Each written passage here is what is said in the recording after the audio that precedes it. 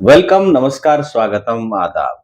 आज के अपने इस कार्यक्रम में जैसा कि आप सभी से मैंने पहले भी बताया था, इससे पहले थिएटर के कलाकार हरिनारायण जी शर्मा का आपने पॉडकास्ट देखा। आज हमारे बीच हैं सीकर शहर के ये एक ऐसे कलाकार, जिन्होंने अपनी मेहनत और लगन से थिएटर की दुनिया को चुना और आज 300 से ज़्यादा टीवी सीरियल में काम करने वाले, न जाने कितनी अनगिनत वेब सीरीज में काम करने वाले और राजस्थानी फ़िल्मों से लेकर आशुतोष राणा की चिकन करी और न जाने कितने ही अनगिनत सुपरस्टार और नामी-गिरामी फ़िल्मी हीरो-हीरोइन के साथ आप आए। तो ये हैं इथेन टांग। इथेन टांग जी नमस्कार। नमस्कार जी, आपको नमस्कार। बता दें कि इनका बचपन सीकर शहर की गलियों में गुज़रा है और गलियों में रहते-रहते हमेशा मस्त-मौला और भोले-भाले, सीधा-सादा स्वभाव का बचपन, जैसा कि शेखावटी वालों का होता है। आपने माधव स्कूल में पढ़ाई की, उसके बाद चितलंगा स्कूल और जयपुर में जाके आपने आगे की पढ़ाई स्टार्ट की। बताइए अपने बारे में बताइए सर, बचपन के बारे बचपन वही साधारण परिवार से हूँ में। और माधव स्कूल में पढ़ता था। हुँ, हुँ। वहाँ से 8वीं पास की, फिर चितलांगिया स्कूल में एडमिशन हुआ और चितलांगिया स्कूल में 10th में था मैं। हुँ, हुँ। लेकिन थिएटर का शौक जो है वो मेरे को माधव स्कूल से शुरू हुआ, क्योंकि हमारा यहाँ सैटरडे को फंक्शन होता था। हुँ, हुँ। तो उसमें दोस्तों ने कहा कि अरे तू तो अच्छा गाता है या अच्छा बोलता है तो तू कर। हुँ, हुँ। तो किया तो अच्छा रिस्पॉन्स मिला। तो उसमें से कुछ कलाकार थे जिनके घर पे रिहर्सल होती थी नाटक की, विनोद पेंटर के नाटक की। जी। तो उन्होंने कहा कि यार तू फिर नाटक क्यों नहीं करता? हुँ, हुँ।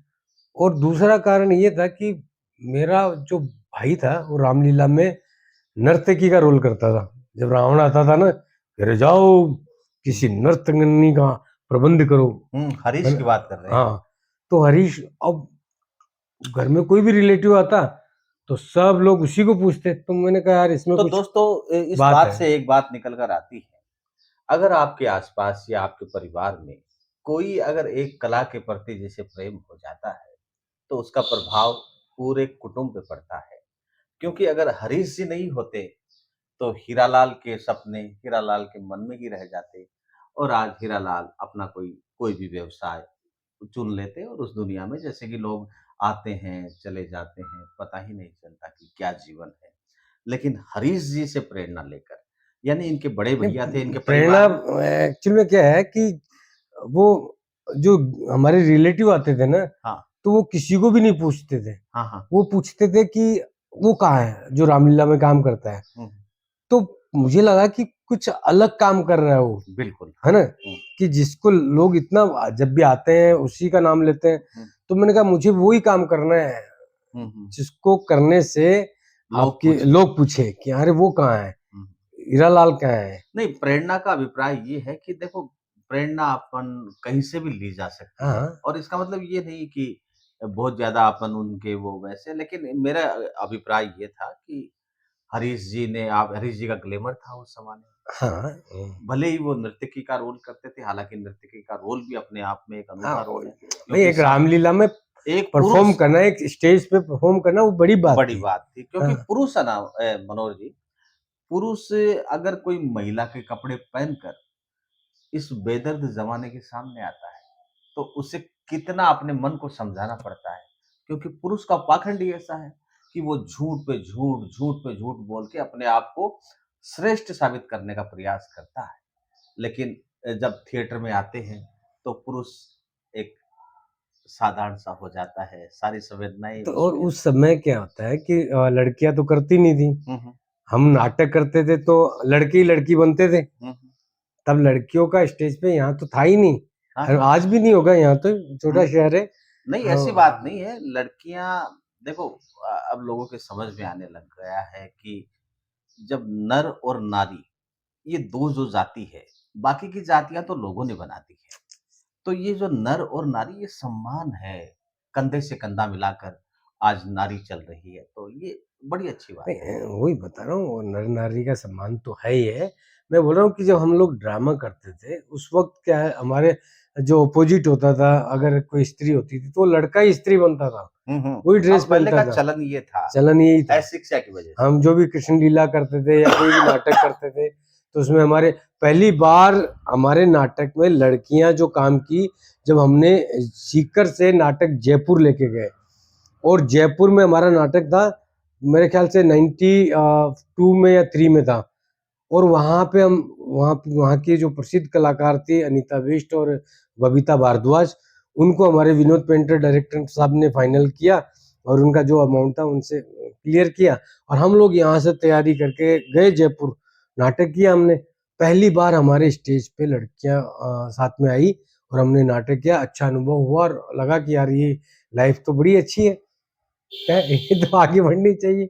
और फिर जाके हम दोनों ने डिसाइड किया कि अब तो हम जयपुर में जाके, क्योंकि वहां पे क्या है, यहाँ जब हम ड्रामा करते थे ना तो लोग बहुत तालियां बजाते थे, अच्छा क्लैपिंग आता था, अच्छा सीटियां बजती थी, और हितेन जी, वहां मैं पूरी कर दूं, वहां जाके किसी ने ताली भी नहीं बजाई और सीटियां भी नहीं और कोई तारीफ भी नहीं, तो हमें लगा कि कोई तो कहीं तो गड़बड़ चूक है। हो रही है, कहीं चूक हो रही है। तो दोनों ने डिसाइड किया कि नहीं, अब वो चूक को मिटाएंगे और यहाँ तालियां बजवाएंगे, और फिर गए।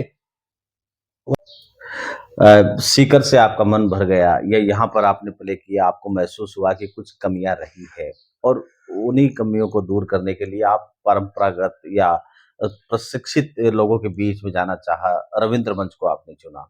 रविंद्र मंच जाने के बाद रविंद्र मंच भी जब छोटा सा लगने लगा, हालांकि विशाल रूप है, लेकिन आप सबके मन में ये होता है कि यार सिनेमैटिक पर्दे पे आए, मुंबई जाए, सपनों की नगरी है। तो मुंबई का अनुभव आपका कैसा रहा? मुंबई का अनुभव तो देखो संघर्षपूर्ण रहा, हम्म, बहुत संघर्ष किया। शुरुआत में तो ये देख लो आप, 2 साल तक कोई काम ही नहीं मिला। कितने रुपए लेके गए थे आप? 750 के करीब। हम्म, और मैं जो गया था तो एक हमारे यहाँ मित्र थे, मेरे ब्रदर के दोस्त थे, तो उन्होंने कहा कि मेरे पास आ जा, हम्म, घर है, हम्म, खाने पीने का टेंशन नहीं, नौकरी का टेंशन नहीं। हम्म, तो उस भरोसे को लेकर मैं मुंबई चला गया, हम्म, हम्म। और वहां जाने के बाद पता चला कि जिसके भरोसे गया था उसका वो था पता ही नहीं। पता ही नहीं, फोन ही नहीं उठा रहा। तो दोस्तों ये समझने की बात है, अक्सर जो लोग कहते हैं ना हम आपके लिए ये कर देंगे, वो कर देंगे, अक्सर वो लोग कुछ नहीं करते, जो करते हैं वो बोलते नहीं। आप इस बात से सीख लीजिए। बस फिर वहां से पहला झटका तो यही लगा हुँ, कि जिसके विश्वास पे गया था उसने नकार दिया। फिर बड़ी मुश्किल से उसने फोन उठाया, उसके घर पहुंचा, घर जाके दरवाजे के बाहर ही उसने बोला कि चेयर लगा दी, हुँ, और बोला अब आया है तो चाय तो पिएगा ही। हुँ, हुँ। मन को बड़ा पीड़ादायक लगा। पीड़ादायक लगा कि यार आया है तो चाय तो पिएगा ही, ऐसा लगा कि यार ठोकर मार के निकल जाऊं, तेरी चाय के लिए आया हूं मैं।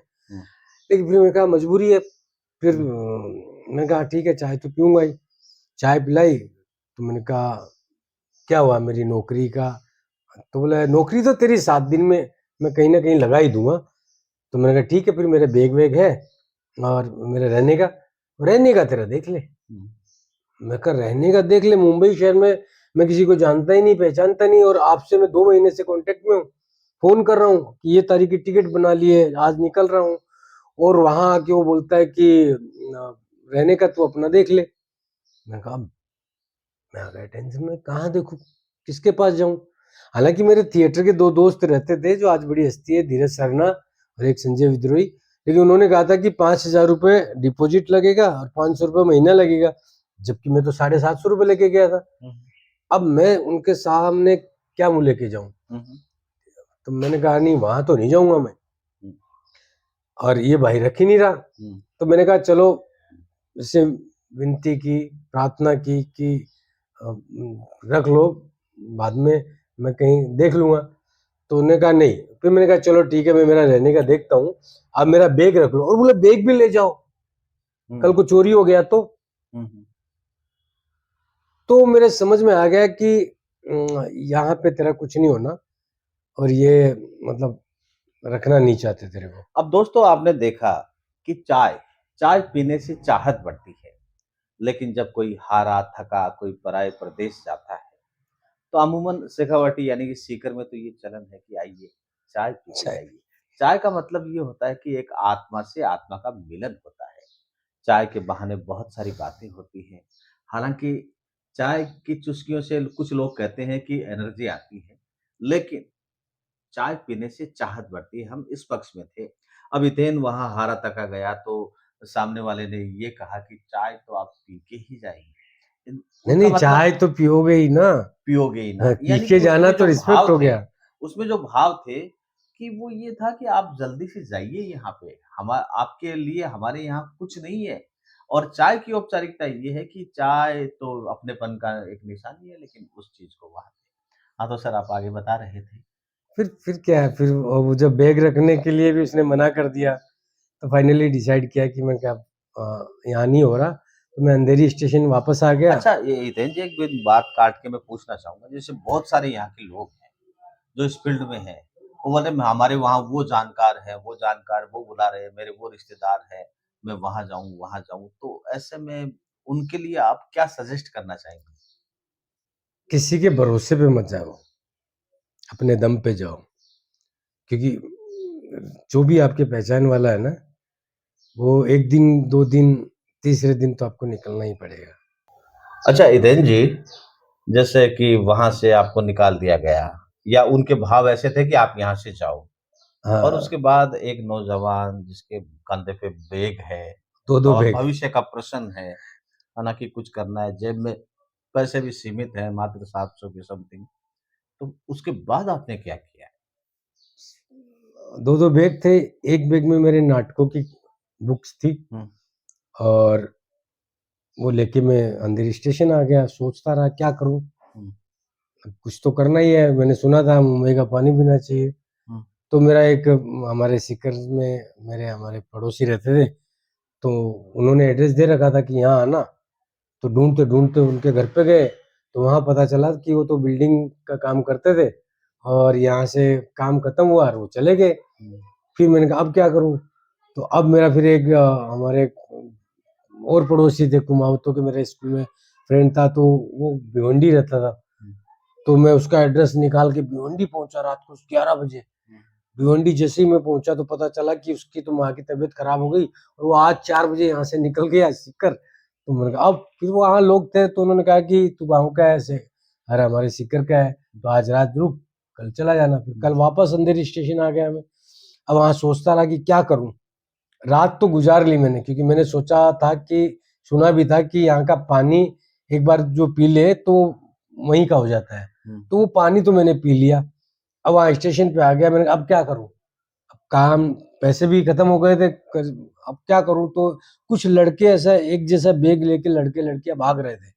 तो मुझे लगा ये कोई कंपनी में मार्केटिंग का काम करते हैं। तो मैंने एक को पीछे से पकड़ा। मैंने कहा भाई हुँ, क्या कर रहा है तू? बोले मार्केटिंग में, मैं करना चाहूँ तो? तो बोला ये कार्ड ले और यहाँ पे फ़ोन कर ले, चला जा। देन वो उसने कार्ड दिया, वहाँ गया मैं और वहाँ जाके बोला कि भई मेरे को काम चाहिए। तो हुँ, उन्होंने कहा ठीक है गारंटी? मैंने कहा गारंटी तो कुछ नहीं है, मैं तो किसी को जानता ही नहीं। हुँ, विश्वास पे है। मैंने कहा ये देखो बैग जिनके भरोसे आया था उन्होंने भी नहीं रखा और ये बैग है मेरे और मेरे पास ना तो रहने की ठिकाना है और ना कुछ है, तो आप सारी व्यवस्था आप करो। तो उन्होंने कहा देखा थिएटर का अनुभव वहाँ काम आया मेरे, क्योंकि जो जब मेरा इंटरव्यू हुआ था तो मैंने मतलब आँखों में आँखें डाल के बात की और कॉन्फिडेंटली बात की, तो उनको लगा कि हाँ, ये बंदा मार्केटिंग कर सकता है। हुँ, और देन वहाँ से शुरुआत हुई। हुँ, उन्होंने रहने की व्यवस्था की और बोला कि कल से कंपनी जॉइन करो, तो 3,000 रुपए महीने हुँ, उस कंपनी में मेरे को मिल रहे थे हुँ। और रहने की व्यवस्था मेरी हो गई। यहाँ से मेरी मुंबई की शुरुआत हुई और मेरा पड़ाव फिक्स हुआ। तो दोस्तों आपने देखा कि ये जैसे थिएटर इनके वहाँ काम आया, यानी कि थिएटर से क्या शरीर की मांसपेशियाँ उतनी एक्टिव हो जाती है और थिएटर की विधा एक ऐसी है जिसमें आत्मविश्वास बढ़ता है। आँखों में आँखें डाल के बात करना, कितनी बात करना है, कितनी नहीं करना। आपने देखा होगा कि थिएटर वाले जो लड़के होते हैं, वो बाकी लड़कों से थोड़े अलग होते हैं। कारण यही है कि वो समझते हैं मानवीय संवेदनाओं को। और सेल्समैन की जहाँ तक बात है तो सेल्समैन आपने जयपुर में खूब सेल्समैनी वहाँ की? नहीं, वो तो सेल्समैन गिरी तो मेरे खून में है, हाँ। क्योंकि मेरे पिताजी जो है ना गाँव में यहाँ से शहर से कपड़ा खरीदते थे, फिर गाँव में कपड़ा बेचते थे। वो बोलते थे राजपूत ड्रेस, जाटनी ड्रेस, तो गाँव-गाँव मेरे पिताजी कपड़ा बेचा करते थे। तो जब मैं पढ़ता था तो कभी-कभी छुट्टी होती थी, 15 जो 1.5 महीने की छुट्टी होती थी, तो मैं उनके साथ जाया करता था। और गाँव-गाँव मैंने काफ़ी गाँव में मेरे पिताजी के साथ कपड़ा बेचा है। तो वो मेरे पिताजी के साथ जो सीखा था अनुभव सेल्समैनगिरी का, वो वहाँ काम आया। और ये कह सकता हूँ कि मेरे पिताजी की वजह से ही मेरे को वहाँ रहने का ठिया मिला। तो दोस्तों आपने देखा, ठिये की इन्होंने बात छेड़ी, तो ये ठिया जो होता है ना, शमसू का ठिया ये है। अपने आप में ये बहुत शमसू का ठिया है। जी, जी, हाँ। जी, जी, शुक्रिया। तो दोस्तों इसका मतलब ये है ठिये का मतलब होता है ठिकाना और ठिकाने से अभिप्राय आप अच्छे से समझते हो। हालाँकि लल्लन टोप वाले इसे अड्डा बोल देते हैं, लेकिन ठिया मिला, ये कितना रोचक शब्द है। मुझे अच्छा लगा आपने ये बोला। और सर अब ये बताएँ कि बम्बई में जैसे आप गए, वहाँ पे नकारे गए, आपने अपना जीवन की एक एक उम्मीद की किरण आपको सेल्समैनी से नहीं, नज़र नहीं, आई। नकारा नहीं गया मैं, मुंबई ने मुझे एक्सेप्ट किया। अच्छा। हाँ, नकारा जाता तो जब हम लोग जयपुर से 200 लोग गए थे, उसमें 195 वापस आ गए। हुँ, हुँ। तो नकारा नहीं गया, हुँ, हुँ। मुझे मुंबई ने गले अपनाया लगाया, है, गले लगाया गले है। लगा लिया। और उसी का नतीजा है कि आप आज सामने बैठे हैं, मैं बात कर रहा हूँ आपसे। बिल्कुल। तो वहाँ से फिर वो जो जैसे आप शमशू का ठिया हमको मिला, हुँ, हुँ। वैसे वहाँ हमको ठिया मिला। हुँ। शुरुआत हुई सेल्समैन क्या ना ये करना सेल्स क्या बोलते हैं यार, क्या मार्केटिंग, हाँ, मार्केटिंग करते करते फिर पैसे जमा हुए। हुँ। कितने और रुपए जमा हो गए थे? मैंने करीब 1 साल तक कंटिन्यू काम किया ओहो! और 30-35 हज़ार रुपये मैंने जमा किए। फिर मैंने जयपुर में आके अपना पोर्टफोलियो बनाया, हुँ, उसको हमने कुछ 5,000 रुपये दिए थे हुँ, हुँ। जयपुर अच्छा में। हितेन जी 1 मिनट में बात काट के आपके दिमाग में शुरू से ही था कि अपने को सरकारी मुलाजिम नहीं बनना है?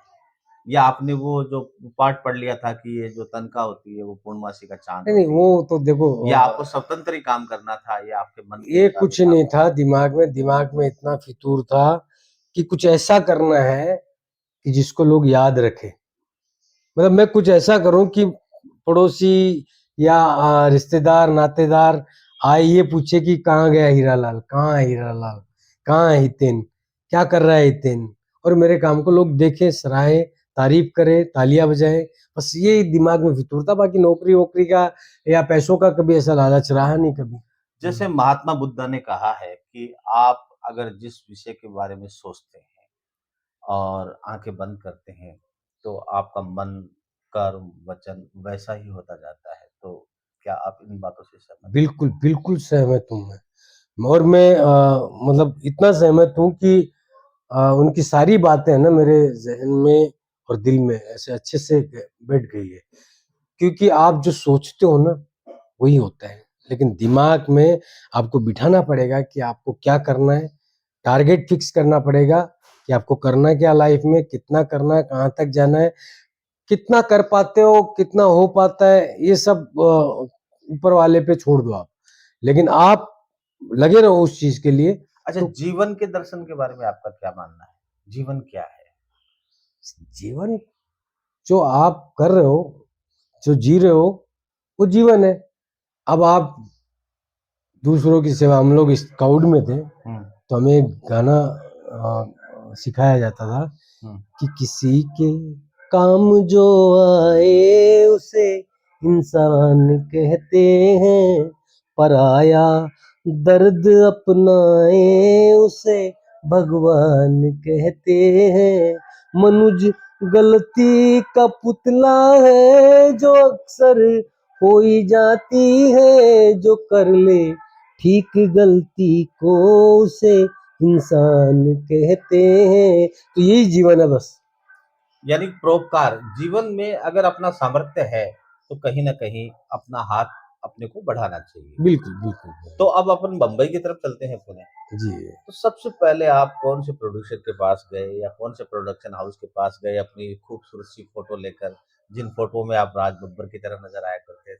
और राजेश खन्ना, हाँ, हाँ, लोग बोलते थे, हाँ। कोई बोलता था राजा बुंदेला जैसा लगता है, कोई बोलता था थोड़ा सा राज बब्बर जैसा है, लेकिन वो जब मैं वो इन ये चीजों को बोलते थे मानता तो ही नहीं मन था। में आपको कुछ नहीं नहीं, मैं शर्मिंदगी कभी फीलिंग इनको आई? मैं सोचता ही नहीं था कि मैं बनना भी नहीं चाहता था। हुँ, मैं हितेन बनना चाहता था। हुँ, सुभाष घई जी के ऑफिस में गया तो मुझे बड़ी बात नहीं बोलनी चाहिए, लेकिन वहाँ पे सुभाष जी का जो जो वहाँ क्रिएटिव था, हुँ, उन्होंने बोला कि फोटो देख के आपको किसी ने बोला कि आप राजेश खन्ना जैसे दिखते हैं? हुँ।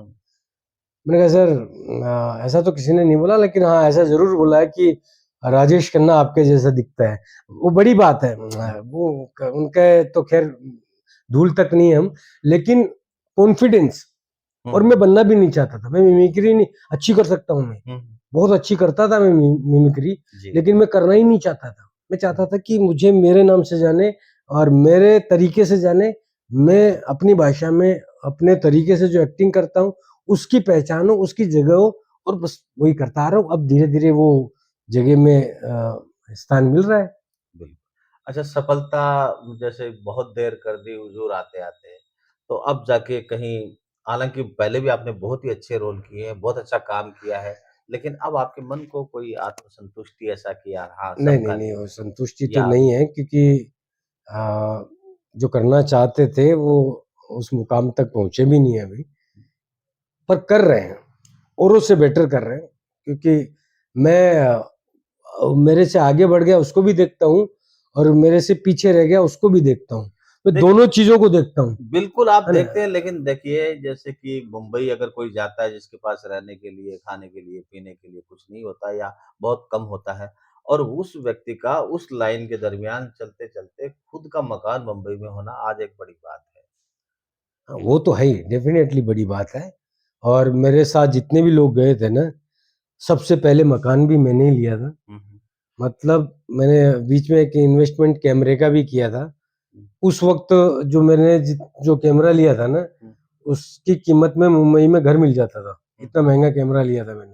हुँ, लेकिन मैंने कैमरा ये सोच के लिया था, मकान जो है वो आपको अर्निंग नहीं देगा। हुँ, हुँ, वो मकान, और कुछ ऐसा काम करो, थोड़ी यहाँ से बढ़िया बुद्धि हुँ, काम आई, क्योंकि यहाँ काफ़ी दोस्त थे मेरे, हुँ, तो उनकी बुद्धि काम आई। तो उन्होंने कभी कहा था कि इन्वेस्ट उसमें करो जिसमें आपको अर्निंग हो। अर्निंग हो। और क्योंकि मैं चाहता था कि मैं शादी भी करूँ, शादी करूँगा तो परिवार चलाना पड़ता है। हुँ, तो परिवार चलाने के लिए आपके पास एक फिक्स अर्निंग का साधन होना चाहिए। हुँ, मेरी लाइन का कोई भरोसा नहीं है। हुँ, आज 5 दिन काम मिला, नहीं भी मिला, 2 महीने भी नहीं मिला। हुँ, तो अगर मैं शादी करूँगा, परिवार बसाऊँगा, तो बच्चे होंगे, तो उनका पालन-पोषण कैसे करूँगा मैं? हुँ, तो फिर मैंने दिमाग लगाया कि कुछ ऐसा इन्वेस्ट करें जिससे हर महीने, हर दिन कुछ आता रहे। और फिर मैंने वो कैमरा खरीदा। कैमरे से मेरा अर्निंग शुरू हुआ तो मुझे लगा कि अब मुझे किचन की प्रॉब्लम नहीं होगी। तो फिर मैंने शादी की, शादी की, अच्छा, बच्चे एक हुए। बात मैं काट के आपको पूछना चाहूँगा, जैसे कि नायिका होती है, यानी कि लड़की होती है, जो अगर जैसे पता चले आम दर्शकों को, हिंदुस्तान की आवाम को कि उसने शादी कर ली, जैसे कि माधुरी दीक्षित की अपन बात करें या फिर वो जूही चावला की हुँ, बात हुँ, करें, हुँ। तो शादी के बाद उसका ग्लैमर थोड़ा फीका-सा पड़ जाता है, जबकि पुरुष के साथ ऐसा नहीं है। ये विसंगति कैसे? नहीं, नहीं, क्या होता है कि अभी जो एक एज के बाद में तो उनको शादी करना ही है, हुँ, और तो उनका ग्लैमर ऑलरेडी खत्म हो चुका होता है। तब जाके वो शादी करते तब हैं। जाके शादी करती है। नहीं तो आप उदाहरण लेकिन आप जैसे आलिया आपने भट्ट का देख लो ना। लेकिन आप तो शबाब पे थे तब आपने शादी की। नहीं, नहीं, आप जवानी के पूरे जोश में थे उस जोश में था, लेकिन अभी हमें तो काम करना था ना, एक हुँ। सारी चीज़ें लेके चलना था। नहीं, महिलाओं के साथ एक हिंदुस्तान के लोगों की अलग धारणाएँ हैं, देखने का नज़रिया, सोचने का नज़रिया।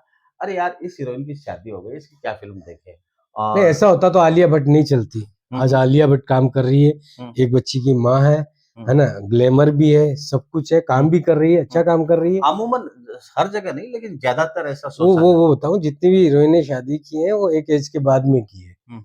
क्योंकि उनकी वो जो ग्लैमर जो है वो आखिरी पड़ाव पे होता है। जैसे वो मैंने प्यार किया में वो हीरोइन थी, वो एक मासूम सी भाग्यश्री, भाग्यश्री, बाद में भाग्यश्री। हिमालय से उसने शादी की, तो क्योंकि उसके कुछ बाद कुछ वो नज़र कलाकार भी नहीं होते आई। हैं जो खाली 1-2 फिल्म के लिए ही बने होते हैं, है ना? हालाँकि आपका इशारा वो क्या कुमार गौरव की तरफ है? सारे जितने भी हैं सब लोग ऐसे हैं कि इनका कुछ ज़रूरी नहीं है, सबके लिए है ये कि आपको जितना मिलना होता है उतना ही मिलेगा। मेरे को जितना मिलना होता है उतना ही मिलेगा, चाहे मैं कितनी कोशिश कर लूँ, कितनी संघर्ष कर यानी लूँ, आपके कहने का अभिप्राय ये है कि चाहे शादी करो या ना करो, मायने उससे नहीं कोई रखता, मतलब नहीं है। काम बोलता है। अब देख लो ना साउथ के जैसे हीरो ओम सब पुरी साहब। शादीशुदा है, हुँ। हीरोइनें भी, फिर भी आज अच्छा साउथ वाला आजकल क्रेज़ बहुत ज़्यादा चल रहा है, क्या चक्कर है? क्यों उनका टेक्निकली बहुत ही स्ट्रांग है वो। अपनी मुंबई उतनी मतलब उस तरह से नहीं रही। नहीं, मुंबई का सिनेमा अलग है, मुंबई का सिनेमा भी अलग है हुँ, और साउथ का सिनेमा अलग है। आज भी ऑडियंस तो मुंबई की ज़्यादा है ना, हिंदी सिनेमा की ज़्यादा है। हुँ, हुँ। हाँ, तो वो अलग दोनों का अलग-अलग है, फ्लेवर है। तो अब अपनी समय की कुछ बातें तय हैं। आप बिल्कुल, कुछ बिल्कुल। बताना चाहेंगे आने वाले जो न्यूकमर हैं, जो इस फ़ील्ड में मैं तो आए? उनको यही कहूँगा देखो हमारे पास तो ये साधन नहीं था, संसाधन नहीं था। हमें तो कैमरे का भी पता नहीं था, लाइट्स क्या होती है, कैमरा क्या होता है और हम लोग तो एक जुनून था कि करना है कुछ, तो उसमें थिएटर ये हमको जैसा-जैसा जो-जो मौका मिला, जो-जो लोगों से पता चला, करते गए, सीखते गए। आप लोगों के पास तो अच्छा ऑफ़र है, साधन है, आपका यूट्यूब चैनल है, कैमरा है, मोबाइल आपके पॉकेट में है, कैमरा आप थिएटर साथ में लेके चलते हो, उससे बनाइए। अगर आपको इस लाइन में आना है, तो अपने आप को प्रूव करना है, तो इसी से खेलिए, इसमें कुछ बनाइए, ऐसा कीजिए और अगर आपके ये फॉलोवर्स बढ़ते हैं, ऑडियंस आपकी आपसे जुड़ती है, तो डेफ़िनेटली आप सक्सेस हैं और तो होंगे। दोस्तों इसी के साथ ही हम आपसे विदा लेते हैं और अभी इनको मुंबई निकलना है, तो इन्होंने समय दिया उसके लिए आपका बहुत-बहुत आभार और ऐसे ही मिलते रहेंगे समय-समय पर। बिल्कुल, बिल्कुल शमसुद्दीन शेख जी, आपका भी बहुत-बहुत आभार कि आपने शमसू तो के दोस्तों थिएटर में हमको देखते मौका रहें दिया। और आपको जैसे ये है कि आप देखो शेयर करने से क्या होता है, चाय पीने से जिस तरह चाहत बढ़ती है, शेयर करने से अपने दोस्तों तक अपने दोस्तों की बातें जाती और हैं। ये हमारी जो अभी फ़िल्म आ रही है मारो शाम, हुँ, ये बहुत ज़रूरी है आप लोगों को देखना, बहुत अच्छा सब्जेक्ट है। इसके डायरेक्टर है मंजूर अली कुरैशी और प्रोड्यूसर है एनके मित्तल साहब, राइटर है संतोष निर्मल जी और मैं एक्टर हूँ हितेन टांक और मेरे साथ मेरे जो को-आर्टिस्ट है अंजलि शर्मा प्रिया राजपूत, नरेंद्र बब्बल, हरिनारायण शर्मा और मधुकर शर्मा जो हमारे सीकर के हैं, वो भी इसमें काम कर रहे हैं। तो आप लोग देखिएगा ज़रूर इस फ़िल्म को, मारो शाम राजस्थानी फ़िल्म और राजस्थानी सिनेमा को आगे बढ़ाना है और आप सब लोगों को वापस थिएटर में आना है। जय हिंद, जय भारत। जय हिंद, जय भारत, जय राजस्थान।